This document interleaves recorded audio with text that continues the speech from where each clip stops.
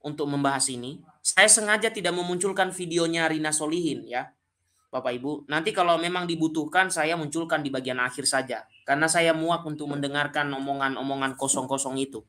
Ya. Oke, Bapak Ibu, tolong diberitahukan sekarang sudah di menit keberapa sudah ada suaranya ya. Oke. Baik Bapak Ibu, tadi kita sampai di pembahasan mengenai perdagangan manusia.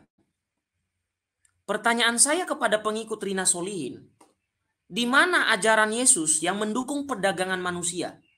Sehingga Anda mengatakan pertemuan Paus Fransiskus dengan Muhammad Al-Tayyib itu dalam dokumen fraternity itu tanda penyatuan agama. Tanda-tanda akhir zaman, antikristus. Karena di dalam dokumen itu membahas tentang gereja Katolik ya, mengutuk segala tindakan perdagangan manusia. Ya. Itu. Mengutuk segala tindakan perdagangan manusia. Yang selanjutnya, apalagi yang dibahas Bapak Ibu? Aborsi. Aborsi. Gereja Katolik adalah gereja yang anti aborsi. Anti aborsi Bapak Ibu. Ya. Makanya di beberapa gereja-gereja di Amerika Bapak Ibu, pemuda-pemuda Katolik itu ya sangat menentang orang-orang yang pro aborsi. Karena menurut dokumen gereja Katolik, sejak terjadi pembuahan itulah kehidupan. Manusia sudah hidup Bapak Ibu. Sejak terjadi pembuahan antara sperma dan sel telur, ya, mohon maaf ini Bapak Ibu, kita belajar biologi sedikit. Sejak terjadi pembuahan sperma dan sel telur, menurut iman Katolik, disitulah permulaan hidup. Maka ketika seseorang melakukan aborsi, itu tidak berbeda dengan pembunuhan. Makanya gereja Katolik itu adalah dalam dokumen-dokumen gerejanya dan dalam kitab suci dipandang sebagai pembunuhan jika ada orang yang melakukan aborsi. Gereja Katolik sangat anti aborsi. Itu dibahas dalam dokumen fraternity. Tadi saya sudah katakan, Yesus itu pro kehidupan Bapak Ibu, bukan pro kematian. Makanya kedatangan Yesus itu pro kehidupan. Jadi kalau ada manusia yang menyinggung dokumen ini, dengan mengatakan dokumen ini upaya untuk menyatukan semua agama di bawah kepemimpinan Paus, perlu Anda cuci otak Anda dulu deh. Perlu Anda bersihkan pikiran Anda yang terlalu busuk itu.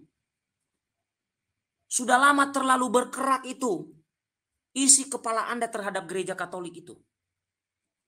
Kalau sudah bersih, baru Anda ngomong di YouTube ini. Ya.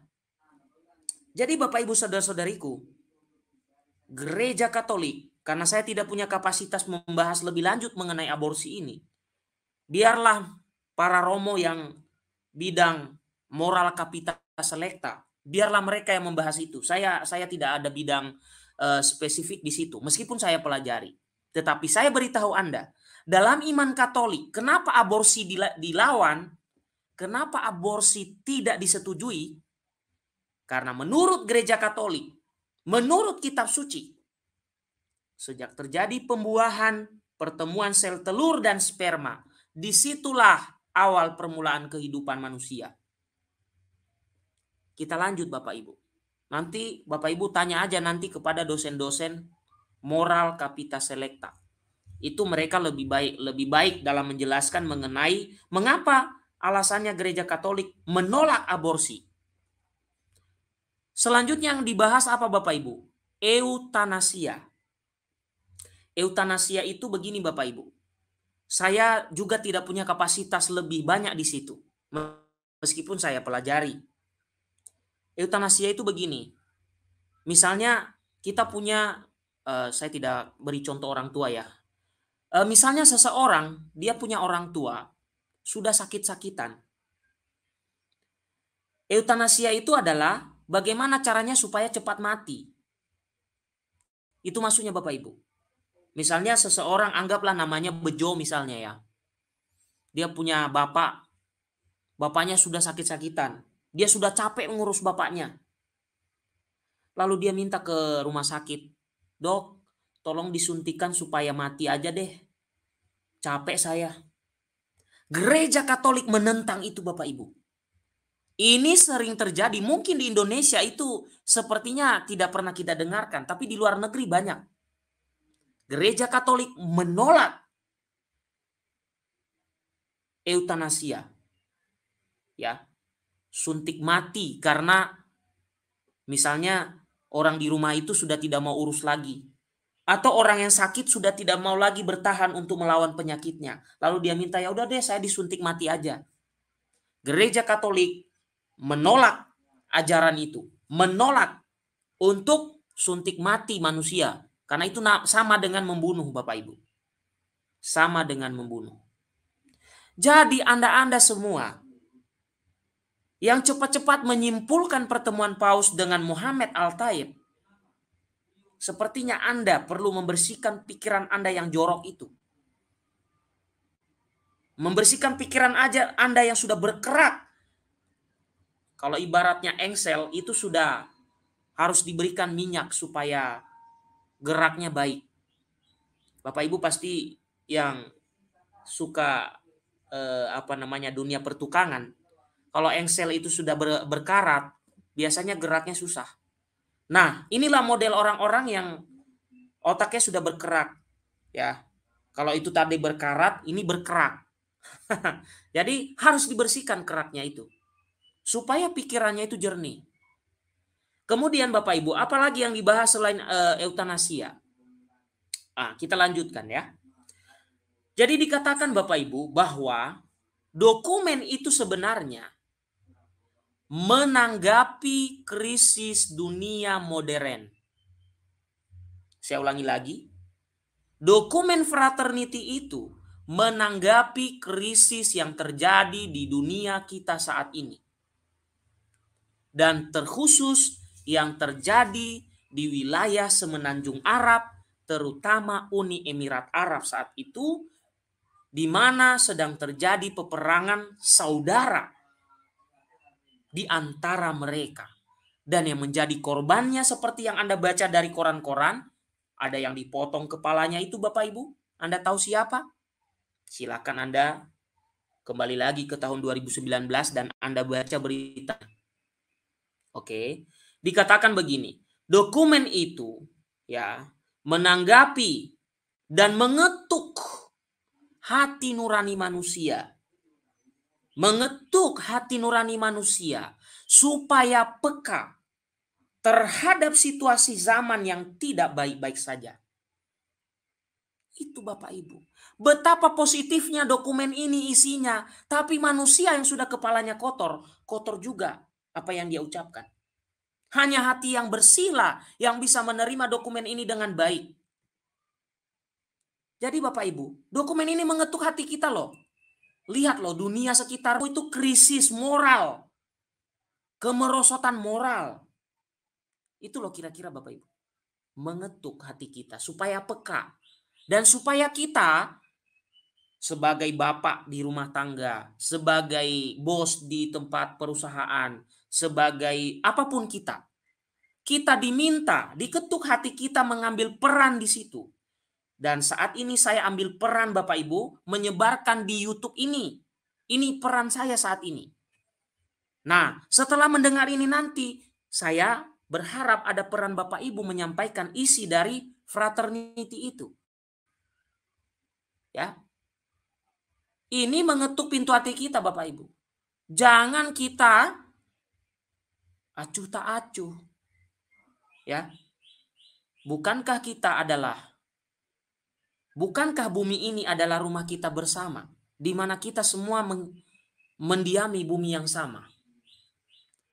Sebab apa yang terjadi di belahan dunia yang lain bisa pengaruh di negara kita sendiri.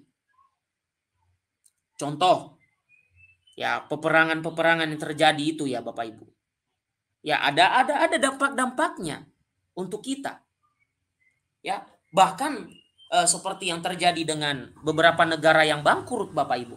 Itu kan keprihatinan global, Bapak Ibu. Keprihatinan global. Tidak semata-mata terkait dengan keagamaan, juga terkait dengan kemanusiaan. Contoh yang terjadi dengan, ya saya tidak sebut negaranya karena mungkin agak sensitif. Bapak Ibu cari nanti yang negara-negara yang saat ini sedang dalam situasi bangkrut. Itu kan keprihatinan dunia, Bapak Ibu. Jadi kita itu tidak hanya memikirkan diri kita sendiri, tapi kita juga memikirkan kepentingan orang banyak. Termasuk bagaimana kita memikirkan kepentingan orang banyak, Bapak Ibu. Sederhana saja.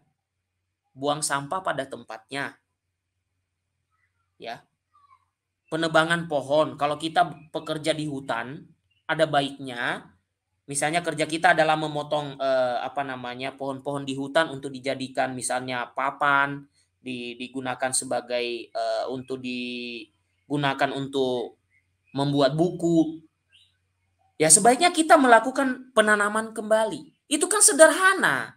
Atau di rumah kita. Di rumah kita kan bisa aja kalau kita ada lahan ya nanam aja apa yang bisa ditanam gitu ya. Itu kan sederhana. Ya kalau kita hanya bisa melakukan yang sederhana, kenapa tidak gitu? Bukankah yang besar itu dimulai dari hal sederhana, Bapak Ibu? Jadi saya itu hanya menepuk dada melihat orang-orang yang seperti Rina Solihin ini menyimpulkan pertemuan Paus dengan Muhammad Al-Tayyib itu. Dan dokumen fraternity itu diterjemahkan sebagai tanda-tanda akhir zaman, tanda-tanda penyatuan agama. Ya.